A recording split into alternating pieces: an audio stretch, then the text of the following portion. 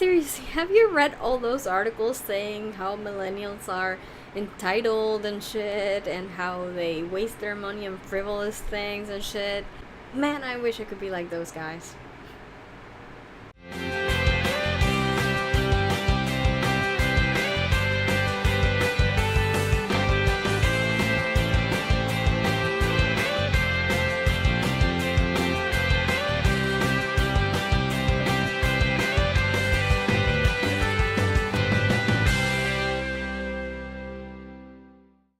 Hi everybody, Carla here. So this week I had a few different plans as to what I would be talking about today.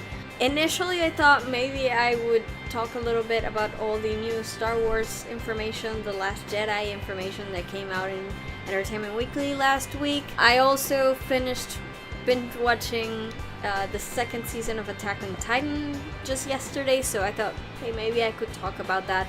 But in the end I decided I want to talk about something that actually has kind of stuck to my mind since the news first came out. And it's not directly a fandom thing, just so you know. It's more of a rant, really, about fandom life in general and about, you know, current life in general. So it has something to do with being a geek, I guess, but it's less about geeky things specifically and more about how geeky things and how fandom things are distributed to us geeks. In case you didn't know, last week Disney announced that they were completely pulling their catalog out of Netflix because, and this is the part that kind of bothers me, because they're going to launch their own streaming platform. If you've been following me on Twitter, you have already made my displeasure with this known. But I do want to have, mention that there's a bit of a caveat here. I'm not necessarily displeased about this because of Disney in particular. It's less about Disney to me. I am a Disney fan and I like rewatching Disney movies, but it's more of a, let's check what's on TV, look, there's a Disney movie, I'll watch this, and less of the, oh my god, I need to watch The Hunchback of Notre Dame right now, today, in this moment. For me, my Disney love is more, it's a bit more casual in that sense. The movies that I know that I will watch over and over again and that I sit down to watch whenever I'm feeling bad or whenever I need a, pick me up or something, those movies I own on DVD.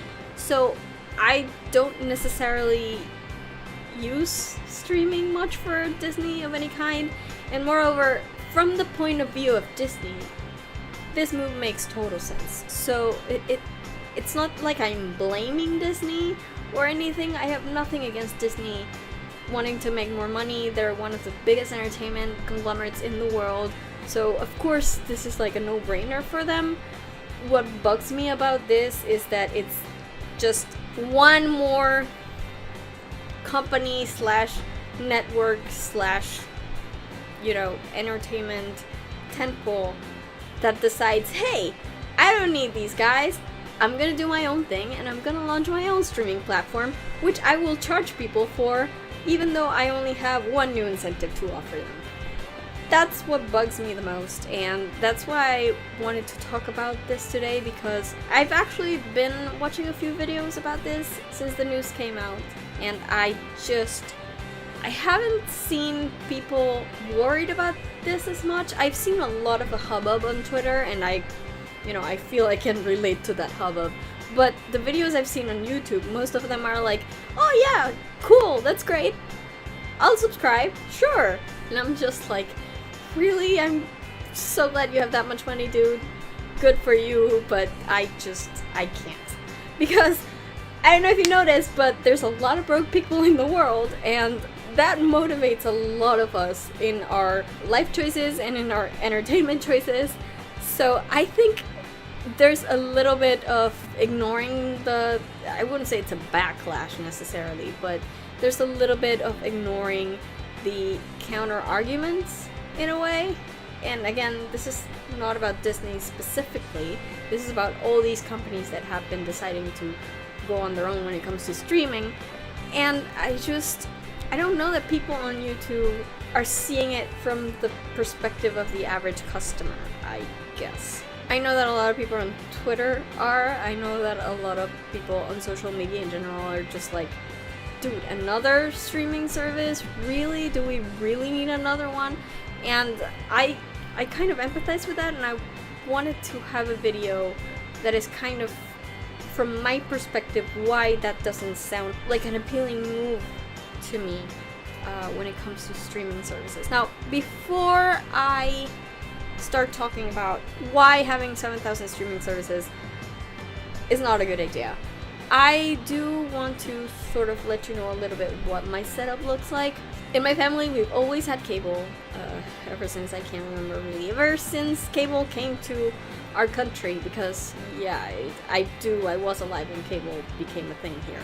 Ever since cable came to our country, we've been subscribing, we've been faithful subscribers, we have our cable and our internet and our phone service with the same company. So yeah, we've been loyal subscribers ever since I was a kid in the early 90s, and little by little the service has been, you know, increasing. They've added more channels, they've switched some channels out, they've changed things, and in general, what they do to incentivize their customers is just to add more channels, right? Except it came to a point when we were paying $95 a month, that is internet plus cable, for over 200 channels, out of which we watched like 10. And it just really bothered us because my brother doesn't even watch TV. We removed his cable box from his room because he doesn't use it. He has a computer connected to the TV, so he watches YouTube and shit on it. He doesn't even use the cable at all. I did, mostly to watch the local channels, and everything else I just didn't really bother with because I live in a Latin American country. Therefore, everything that premieres in the States one day takes like 2 months to premiere here later, because they have to, I don't know, they have to translate, or they have to dub it, or they have to add subtitles or something. It takes forever for things to get here. So it was kind of pointless, you know. Local cable just does not help. We don't get the same channels that people get in the United States or in the UK or wherever these TV shows are produced. We get them through third parties that have contracts with these channels to distribute it in Latin America. So we always get shit late. And it's really annoying, by the way, because with the onslaught of social media, if you're one day late, you've already got this thing spoiled for you. And while I don't mind spoilers, it also doesn't allow me to participate with the fandom in the moment. And that really sucks, because as a geek, I am very much involved with fandom. I like talking about the shows that I watch, the books that I read, the movies that I watch. I like talking about it with my fellow fans. So being left out of the conversation is kind of annoying. And to be fair, we just didn't watch that many channels. We watched like 10 or 12, and I mostly used it for the national channels. My mom watches a little bit more. So it was just, we were paying like $60 for cable that we didn't use, not really. So a while ago, sometime last year, me and my brother decided, hey, let's save ourselves some money and let's just look for an alternative. And I think this is something that many people my age are doing. The cable cutting movement really is a thing. I think people are trying to move away from traditional cable, and so do we, right? So it took us a long while. I measured many options. Eventually we settled on PlayStation Vue. Just for the record, nobody's paying me to say this, but I really do love PlayStation Vue. I think they have an excellent service. I think I get the channels that I want to watch without the need for installation or extra boxes or anything. I bought 3 Roku sticks, which again, nobody paying me for this, but I really do love the Roku sticks. And I use them to watch PlayStation Vue. We pay $45 a month. We have the basic access plan, which is $40, and then we added like a $5 extra plan in order to get a package with channels in Spanish for my mom, right? So again, we get all the channels that we would be losing with cable, and it's cheaper. I think we're saving like $30 at the moment. We did reduce our cable. We haven't completely cut it. We now came down to a cheaper plan, which only has like 100 channels or something. That's mostly because of my mom, because there are some channels that are local channels, like South American channels and Spanish channels, that she's not willing to give up yet, but I'm slowly working on her so that eventually we will cut it for real. But I think PlayStation View works wonderfully for us. I don't even watch cable anymore at this point. I never turn my cable box on ever again. And I think it's really great, and eventually I do think it's going to be a good investment, honestly. In my family, we are very much avid TV watchers, but in the sense that we don't exactly like sit in front of the TV and go, hey, I'm going to watch this show. We are the type of people that have the TV on basically at all times. Sometimes just for background noise. Like right now I'm recording this and I have the TV on. It's on mute. It's not doing anything, but it's on. Because I like having it in the background while I do things. I used to have it on when I was studying, and people thought I was so weird for it, because I'm like, how can you study with the TV on? My family's like that. We have it on when we're going to sleep. We have it on all day. So most of the time when I'm sitting here in front of my computer working, my TV's on. It's either on the news or on like Food Network or on HGTV or something like that. It's always on, even though I'm not like actively looking to watch something. We like to browse around for something to watch, so we needed live TV. So honestly, we did think that PlayStation View was our best option in this case, and it's worked out great for us as of now. Also, I do have a Netflix plan that I pay for. It's just the regular $9.91 one, which allows me for like 2 devices.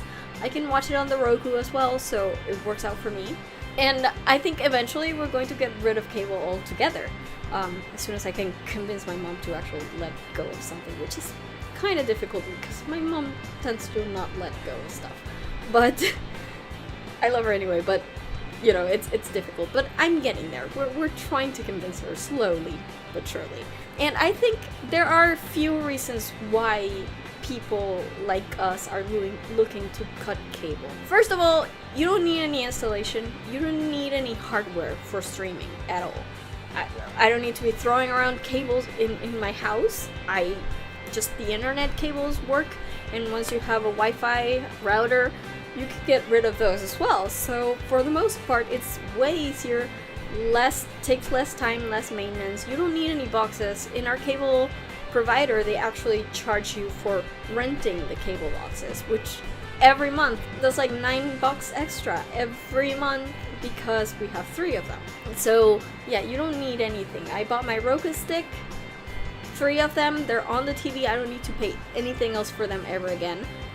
And it's just very easy to do. You sign up, you've got your thing, your cable, you know? There's also the matter of not having contracts. It's great. You decide to switch providers, you just cancel one and then start the other. It's really easy, both with PlayStation View and with many other providers I know. Netflix is really easy. I can cancel it whenever I want. If it turns out that eventually Netflix stops making TV shows that I love, I just cancel it. I don't have to keep paying for it forever, so it doesn't require a contract. Then, in our case, it's the variety of content. We have PlayStation View, we get all the channels that we want live, and the same with Netflix. You get this whole variety of things with just one convenient subscription. It's just easy. You don't have to search for things all over the place. There's also the advantage of DVR. I know for people in the States, if you guys are watching me from the States, it might come across as a really weird thing, but we don't really do DVR here where I live. It's not a thing that ever took off, really. So for us, it's kind of a novelty to actually be able to just go on the app and look for the shows that I watch, and look, there's an episode that I missed. It's kind of a novelty for us, and it's great with streaming because I don't need a box, I don't need a DVR, I don't need a TiVo. It's all just in the cloud, and it's really awesome. It saves a lot of space, and again, I don't have to pay extra for it. It comes with the plan. Same with Netflix. Anything I want to watch, it's in there. I don't have to worry about missing it or being home in time. So for us, that's a big advantage, and even my mom has grown to realize what an advantage that is, because she works all day at the university and she's not around, and she misses a lot of stuff of her favorite shows. So now they're all recorded in the DVR and she doesn't have to worry about it. So I think those 4 things are the main reasons why people are looking to streaming as an alternative to cable. First of all, no need for installation or maintenance or anything like that. Second of all, just the variety that you get. Third of all, it's convenient. You only need 1 subscription and you get a ton of stuff. And fourth, of course, the capacity for DVR. So here's the thing. Every other network now has announced that they're going to go to their own streaming service. And I think that's wrong. Why? Because the idea of cutting the cord is to replace your cable. If you're replacing your cable with something that is more complicated, more expensive, or just has less value than the cable you already have, then what's the point, right? So take it for example, let's say that when it came to cable TV, like actual cable with cords, let's say that every network decided to market itself to you separately. Like, you couldn't have cable companies, you could just have separate networks. It would be a disaster. It would be a complete mess. And I don't think networks would gain very much from it at all, really. I think they would actually lose out because people would only buy the few networks that they want, and the rest of them would just collapse because people won't be able to get there. And I know what they say, competition is good, competition encourages profit, and I agree, but there's competition on many levels. And competition is okay when you have two networks doing the same thing, but as soon as there's one network that isn't able to catch up with the rest, or just refuses to catch up with the rest, it will fall off the wagon really fast. So, for example, if I had to choose in my cable provider, if I were able to choose which channels I want to get, I would not have half the channels that I have right now. I would have the 10 or 12 that I do watch, and then it's up to the other 100 to convince me to actually purchase their plans. That's why cable providers became a thing, because these shows that you can't get through the airwaves, through an antenna or something, that they have to be distributed to you via cable, it comes down to people choosing them. That's why cable providers instead act as the middleman and make arrangements with all these cable companies in order for those cable companies to then distribute the channels to you in a way that means that you don't have to choose. There are arrangements that they make for this in order to get some kind of money's worth. And yes, of course, this then leads the networks to require ads to really get their money back or whatever, but that's the way it is because it's more convenient to the customer. The customer doesn't have to go one by one paying several different subscriptions in order to get the content that they want. The cable provider provides all of the content and you pay them once because it's more convenient for the consumer, right? So that's the thing with streaming. The idea of streaming is that it should be made easier for the consumer, right? Easier than cable, because cable is my alternative. So why in the world are we moving to a place where every single network is suddenly coming up with the idea of having their own streaming service? And I would have to, it seems counterproductive to me. It seems like we're making things way more complicated. I mean, let's go back to our four aspects, right? Easier, yeah, okay, I don't need installation, I'll just need your basic average internet connection and it will work. So they have that one going. But then, if you have the idea of it being easier for the consumer, having to pay for 7 different subscriptions is not easy. I have to go through hoops. Because I live outside the US, I have to go through hoops just to get PlayStation View working. Just to get Netflix working. Can you imagine if I had like 7 different things? Moreover, just having 7 different channels have their own streaming service also reduces my variety. And reducing my variety reduces the value that each of them has. For example, take a look at the new CBS thing. I think it's like $7 a month or something to get the service, or 5 or whatever. And basically what they're doing to entice people is they're making a new Star Trek show. Which, great! I love Star Trek, I'd love to watch that show. Guess what? I'm not subscribing to CBS All Access. Not at all. Sorry, Star Trek, you're gonna have to wait.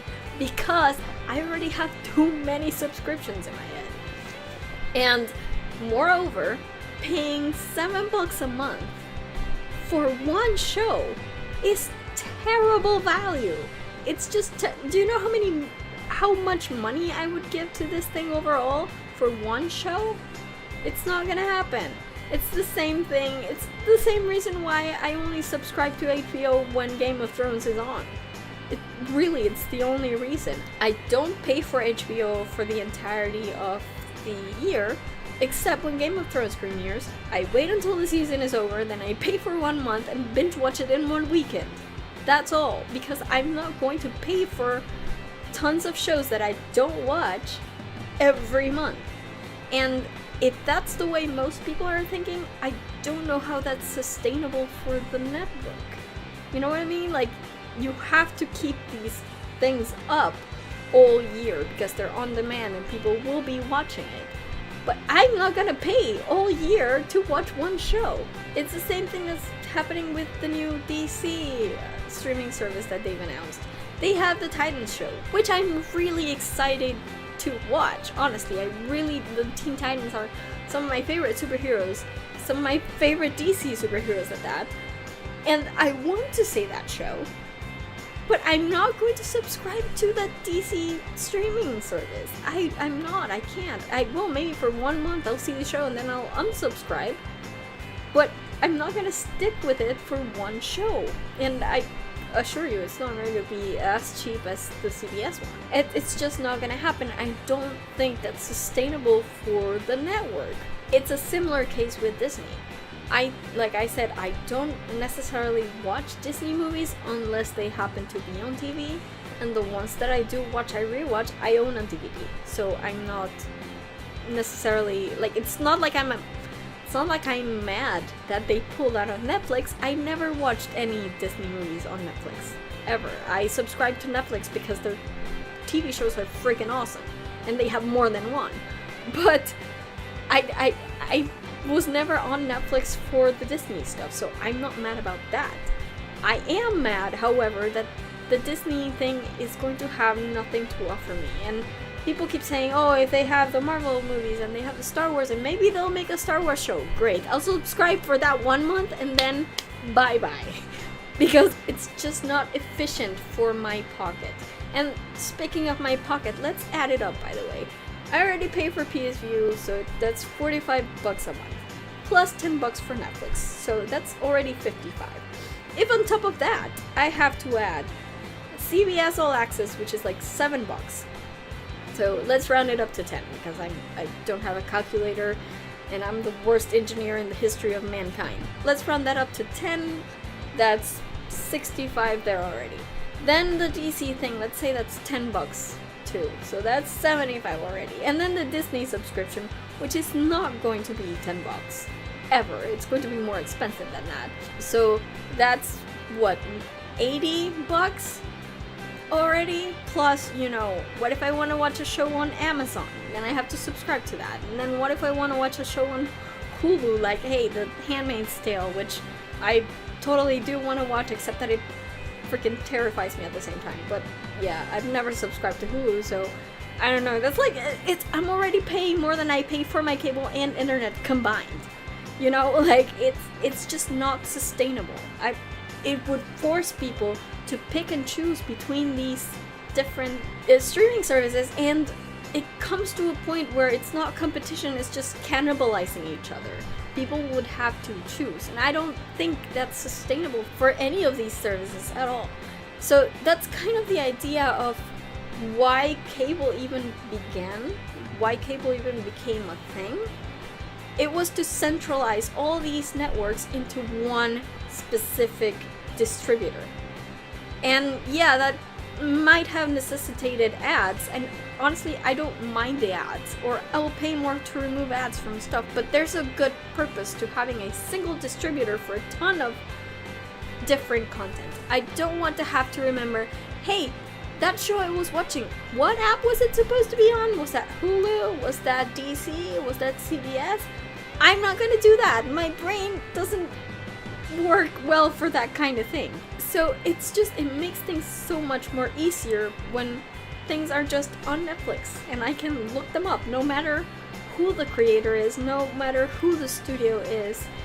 I can just find them on Netflix like magic. It's so great. And if I have to pay a little bit more for Netflix to make this agreement desirable for studios like Disney and for TV networks like CBS, etc., I will pay a little bit more. But I'm not going to pay $70 a month for something when cable is much cheaper. It makes no sense. It doesn't. I don't like paying $10 every month for years when you're only giving me one TV show that I watch. It's not sustainable for me as a consumer. I don't have that much money. I don't have that much mind space to just subscribe to so many different things. You know how many passwords that is to remember? Let's be real. I don't have the headspace to troubleshoot these many things. Like, every time something goes wrong with my internet, I either lose the Netflix or lose the PlayStation View, and there's issues with things that are out of my control, and I can't even imagine, like, what if one of my subscriptions just all of a sudden decides to stop charging my credit card or something? I'd have to, like, figure out what my account was, and what my password was, and why the credit card isn't working, and I can't just imagine doing that with 7 different accounts. It's insane. There is a purpose to having a single distributor when it comes to content like this. There was a purpose for cable, with cable companies, and there is a purpose with streaming distributors like Netflix, like Amazon, like Hulu. Those three compete, and it's good competition, because it incentivizes them to make better content and to get more high profile names. Like, there's a reason why I subscribe to Netflix but not to Amazon or Hulu. Amazon, at least you can sort of tie together with your Amazon Prime account, but Amazon doesn't have the variety that a Netflix has. Same with Hulu. They don't have the variety that a Netflix has. And between the three of them, Netflix is the one that has the better content, like original content. Their TV shows are amazing. I've talked about them tons of times. The Crown, Stranger Things, Bill Nye Saves the World. I love all of them. So of course I'm going to stick with Netflix. But, you know, as Amazon and Hulu start getting more and more variety and start making better and better original programming, they become true competitors. And we're starting to see that with, say, the Emmys, for example. Yeah, sure, Netflix is still, like, on another level, but Amazon and Hulu are starting to get up there. That's good competition. CBS versus DC versus Disney, not good competition. It just forces me to choose between one of them. And in the end, they cannibalize each other because I can't afford to pay for all of them at the same time. I just can't. So it's kind of one of those things where I'm just sort of expecting all of these streaming services to fail eventually, so that we end up sort of circling back to the idea of a distributor for all of them. I really wish that, say, Disney could have bought Netflix instead of pulling out and doing their own thing.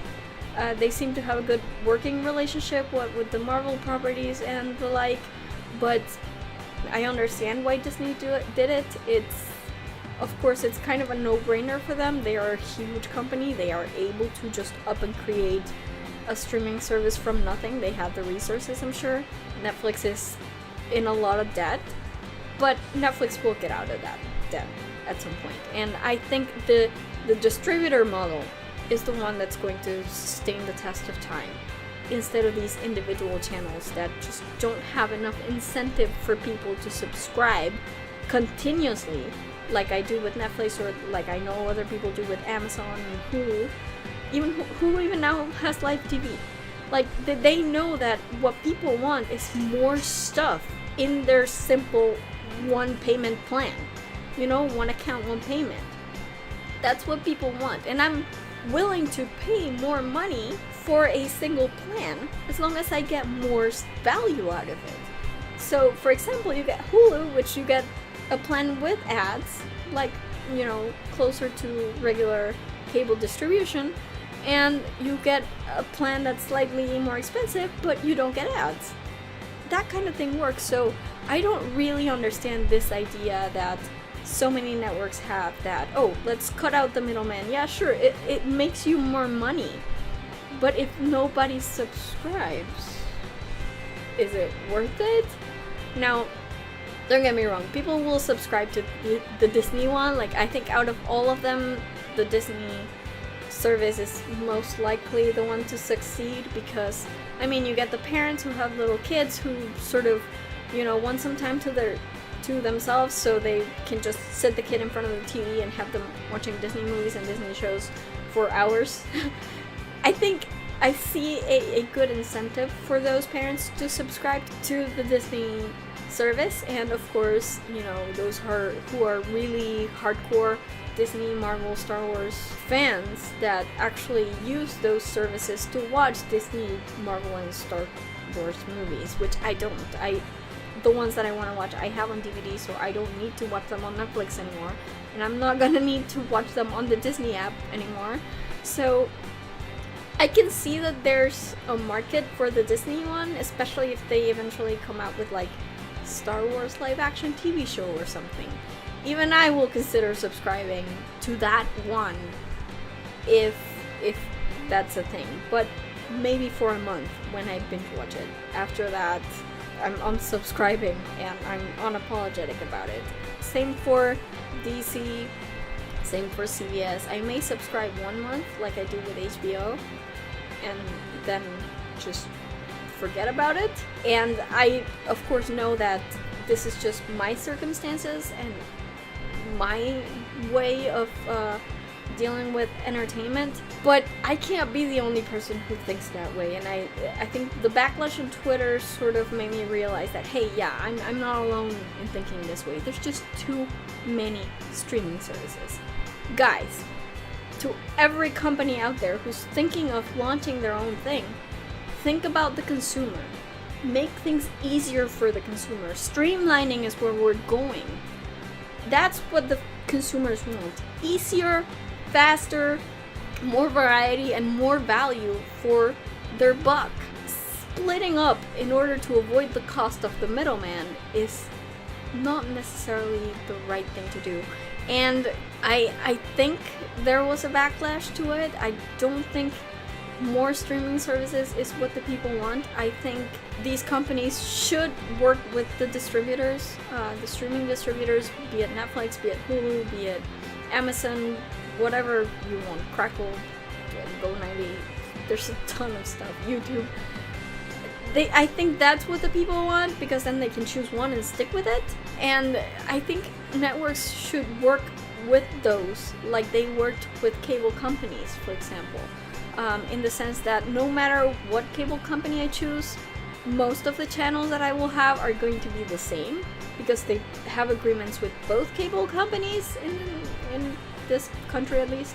So I have options that don't imply me having to sacrifice the entertainment that I want to watch because I can't afford it, or because it's too complicated, or because it requires me to do too many things.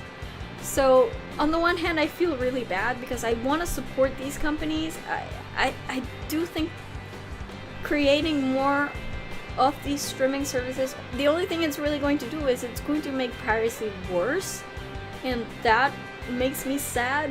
We already see how badly pirated Game of Thrones is, and pretty much anything HBO, because people just won't subscribe. That's not to say that people don't subscribe, some of them do, but HBO has always been premium in that sense, and there aren't that many premium channels in that sense, unlike what is apparently happening with the streaming platforms. So yeah, I would urge all these entertainment companies, all these networks, to please just work with the distributors, because it's easier for the consumer to do things this way, and it's going to turn out better for you in the long run, because as long as you have a deal with the distributor, you know you're making something, you're making some cash out of it. Whereas if you launch your own thing and people don't subscribe, you're just going to be out of money and broke and probably folding over.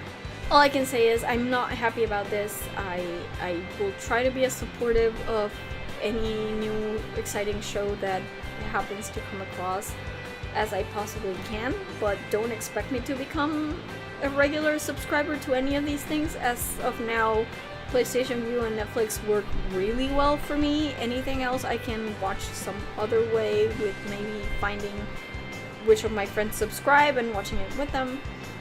But I'm not particularly looking to subscribe to all these different subscription services for streaming.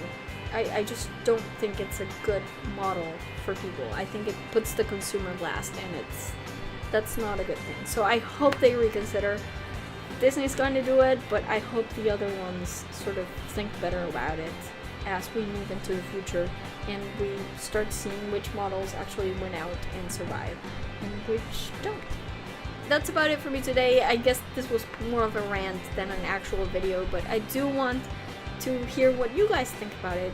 Would you subscribe to all these different networks? I've heard plenty of people online saying, yeah, sure, I'll just subscribe to that. Great. And gee, you have a lot of money, but which is good for you, but I can't. So what about you guys? Are you who's watching these videos of mine, would you subscribe to all these services? I guess. Do you have the money to subscribe to all these services? Do you have the wherewithal and the headspace to actually subscribe to 7 different things? Am I just weak for not wanting to? Let me know, and if you do, let me know which ones you're going to subscribe. Which of these new shows sort of attracts you the most? Which one are you willing to pay for? Tell me in a comment what you think. Also, while you're there, if you have any topics that you want me to talk about in the future, let me know in a comment. If it's anything geeky, be it TV, movies, books, etc. If it's anything that I'm knowledgeable about, I'll be sure to add it to my list of videos to record in the future. If you like this video, please hit the thumbs up button. If you like my stuff, please subscribe to my channel. I'm always happy to be able to discuss these things with you. I love seeing people liking, commenting, sharing, and subscribing. It really does help me a lot, so thanks for that and keep doing it. In the meantime, I am on social media. I am on Twitter and Instagram at girlsareweird with underscores between the words, and I am on Tumblr at girlsareweird with hyphens between the words. You can find a Facebook page for this vlog at facebook.com/FreakingNarnia. And go visit my main website at FreakingNarnia.com, where all my videos are stored in case you missed anything. It's all over there. And now I have a brand new layout, so go check it out. And of course remember that I do have a Redbubble store where I make art based on my favorite quotes from my favorite fandoms, and then you can use that art to print on merchandise such as notebooks, t-shirts, coffee cups, all sorts of cool stuff in there, so be sure to check that out and maybe purchase something if you're in the mood. It really does help me. That's about it from me today. I will see you guys next week with another talk from all the way in freaking Narnia, with hopefully something a little bit more directly related to fandom in the future. So see you guys. Actually has stayed in my mind for a... Really? I'm so glad you have that much money to 3 Rokas teeth that the cable you already has. Guess what? I'm not subscribing. But guess what? I'm not The backlash on Twitter sort of